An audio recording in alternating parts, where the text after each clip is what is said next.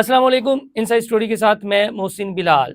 इमरान खान ने फैसला कर लिया अली अमीन गंडापुर को उनके ओहदे से हटाकर सुहेल अफरीदी को वज़ीर आला KPK बनाने का। क्या आपकी नज़र में ये खबर है? और क्या ये खबर हो सकती है कि अलीमा खान और अली अमीन गंडापुर आमने सामने आ गए, अलीमा खान जीत गई, अली अमीन गंडापुर हार गए। लेकिन ये अलीमा खान और अली अमीन गंडापुर का तो मामला है ही नहीं है, ये तो मामला है बुशरा बीबी वर्सेस अलीमा खान साहबा का। और आपको लगता है फैसला हो गया और अली अमीन गंडापुर अपने ओहदे से हट गए? मैं इस पर आऊँगा, लेकिन इससे एक और बड़ी खबर आपके साथ मैंने शेयर करनी है जिसको नज़रअंदाज कर दिया गया है। इस मुल्क में कुछ चेहरे ऐसे हैं कि जो इस पुरअसरार तौर पर कार्रवाइयाँ डालते हैं और उनका कोई बाल भी बीका नहीं कर सकता। उनमें नाम आता है कुछ बड़े बड़े फैमिली व्लॉगर्स और टिकटॉकर्स का। और अब खबर ये सामने आ रही है कि जो नेशनल क्राइम एजेंसी है उसके लाहौर के 3 अदद जो अफसरान हैं वो एक हफ्ते से लापता हैं। और ये वो अफसरान हैं कि जो सादुर रहमान अल मरूफ डक्की भाई समेत रजब भट्ट और कुछ टिकटॉकर्स फैमिली व्लॉगर्स की इंक्वायरी कर रहे थे, उनको नोटिस भिजवा रहे थे। और अचानक ये एक हफ्ता हो गया कि ये 3 अहलकार जो हैं लाहौर से लापता हैं पुरअसरार तौर पर। लफ्ज है जी पुरअसरार। तो अली अमीन गंडापुर की खबर पर आने से पहले मैं आपके साथ शेयर कर देता हूँ। ये खबर छपी है जी रोजनामा जंग में, और जो इसकी क्रेडिट लाइन है और जो रिपोर्टर हैं वो हैं असद इब्ने हसन। और ये कराची की क्रेडिट लाइन उन्होंने डाली हुई है कि खबर लाहौर से रिलेटेड अफसरान की है, लेकिन ब्रेक कौन करे हैं कराची में बैठे हुए उनके रिपोर्टर असद इब्ने हसन। जो इसकी हेडलाइन है वो ये है कि NCCIA लाहौर के 3 आला अफसरान एक हफ्ते से पुरअसरार तौर पर लापता। National cyber crime investigation agency जिसको कायम हुए सिर्फ 6 माह का अरसा हुआ, जहां गुनागू मसाइल का शिकार है, वहीं लाहौर में एजेंसी को शदीद झटका लगा, जहां तैनात एजेंसी के 3 सीनियर अफसरान पुरअसरार तौर पर गायब हो गए हैं। 3 अफसरान जो मशहूर यूट्यूबर्स के हवाले से तहकीकात कर रहे थे पुरअसरार तौर पर लापता हैं। 10 योम कबल असिस्टेंट डायरेक्टर शुएब लापता हुए, असिस्टेंट डायरेक्टर शुएब, और उसके बाद असिस्टेंट डायरेक्टर जवार जो कि लाहौर सर्कल के इंचार्ज भी रहे,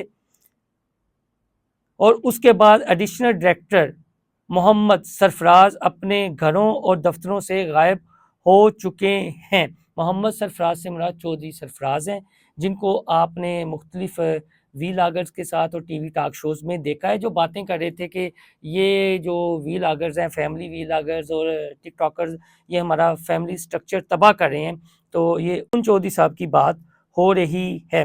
तीनों के मोबाइल नंबर्स भी मुसलसल बंद हैं, और ना तो दफ्तर या घर वालों ने उनकी गुमशुदगी की कोई शिकायत दर्ज करवाई, और ना ही इस सिलसिले में कोई भी फर्द या अदारा लब कुशाई पर आमादा है।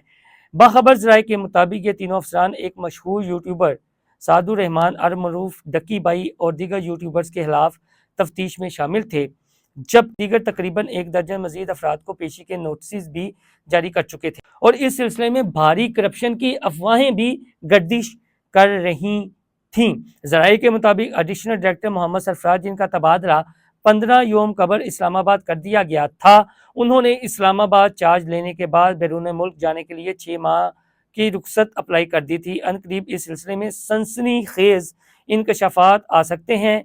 यहाँ ये बात भी काबिल ज़िक्र है कि माजी में भी 2 ऐसे अहम वाक़यात पेश आ चुके हैं, जब एक साबिक FIA इंस्पेक्टर अहमद जान 1 बरस तक लापता रहे, और इसी तरह एक मशहूर मनी एक्सचेंज कंपनी के मालिक हाजी हारून 2 बरस तक गुमशुदा रहे, और जब वो वापस घर आए तो फ़ौरन ही दुबई चले गए, और इसके बाद फिर कभी वापस नहीं आए। तो ये खबर है जी कि NCCIA लाहौर के जो 3 अफसरान हैं, जो डकी भाई समेत दर्जन भर यूट्यूबर्स, जिनमें रजब भट्ट भी शामिल हैं, जिसमें वो मेरे ख्याल में नदीम नानी वाला भी शामिल है, उनके खिलाफ ये वो कर रहे थे तहकीकात, नोटिस वगैरह भिजवाए थे।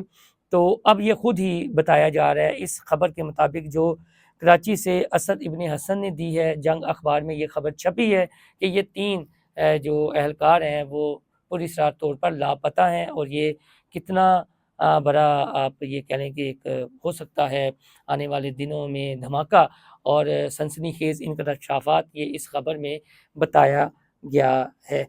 تو آگے دیکھیں کہ ڈکی بھائی اور دیگر کے کیسز کا کیا بنتا ہے، لیکن نظر لازمی رکھیے گا کہ واقعی ان کو ہاتھ ڈالنا کسی عام افسر کے بس کی بات تو نہیں تھی۔ تو سرفراز چوہی صاحب تو بار بار اس کا تذکرہ بھی کرتے رہے، اور جس طرح میڈیا اور سوشل میڈیا پر انہوں نے ہائپ پکڑی تھی، انٹرویوز دیے تھے بڑے بڑے وی لاگرز کو بھی، اینکرز کو بھی، تو اس کے بعد پھر کرپشن اور رشوت کی خبریں بھی گردش میں تھی۔ تو اب یہ دیکھیں کہ اس بحر کی تہہ سے کیا نکلتا ہے۔ بہرحال یہ ایک الارمنگ خبر ہے اور جس کو نظر انداز کیا جا رہا ہے، اور آنے والے دنوں میں کوئی بہت بڑا دھماکہ بھی ہو سکتا ہے۔ رہی بات علی امین گنڈا پور کی، تو اس پر آنے سے پہلے جی لبیک کے نائب امیر پیر ظہیر الحسن شاہ صاحب، ان کو گرفتار کر لیا گیا۔ لبیک نے وہ فیض آباد سے ان کے مارچ کرنا تھا امریکی سفارت خانے کی جانب، تو ظاہر ہے رکاوٹیں کھڑی ہوں گی، کارکنان کی گرفتاریاں ہو رہی ہیں۔ بہرحال گرفتار کرنا تھا تو آپ پہلے کر لیتے، اب اس موقع پر آپ نے گرفتار کیا ہے، تو پھر ان لوگوں کو سوچنا چاہیے کہ یار اگر ہر کوئی احتجاج کرے تو انہوں نے بھی احتجاج کرنا تھا، تو احتجاج تو ہر کسی کا حق ہے، تو وہ کون سا حکومت مخالف احتجاج کر رہے تھے، وہ تو فلسطین اور غزہ کے جو کچھ ہو رہا ہے ان کے حق میں احتجاج کر رہے تھے۔ تو بہرحال ان کے امیر کی گرفتاری، اور ابھی تک تو جو ٹی ایل پی کی مرکزی قیادت ہے ان کی جانب سے کوئی اس طرح کے احتجاج کی کال ان کی رہائی کے لیے نہیں دی گئی۔ بس وہ سمجھتے ہیں کہ ہمارا ایک مقصد ہے، مقصد کے ساتھ جتنی مرضی گرفتاریاں ہوں، تو بہرحال ان کے کارکنان اس کی مذمت کر رہے ہیں۔ اب آتے ہیں جی علی امین گنڈا پور، لاسٹ میں علی امین گنڈا پور کو ہٹانا اتنا آسان کام نہیں ہے۔ وجہ یہ ہے کہ پی ٹی آئی کے جو ارکان ہیں وہ تو آلریڈی آزاد ہیں، اور برسٹر گوہر صاحب کی بھی وضاحت آئی ہے کہ مجھے اس فیصلے کا علم نہیں ہے۔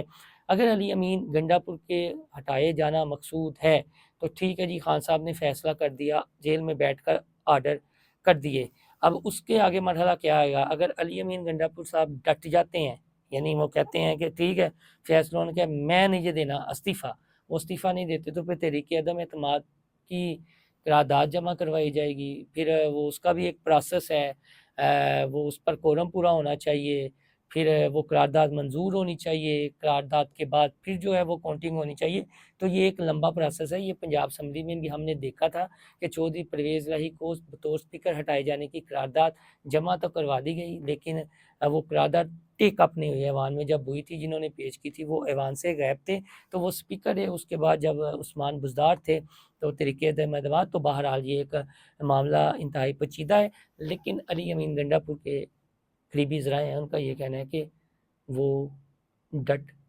سکتے ہیں۔ جی ہاں، وہ ڈٹ سکتے ہیں۔ فی الحال اتنا ہی، اپنا فیڈ بیک ضرور دیجیے گا۔ اللہ حافظ۔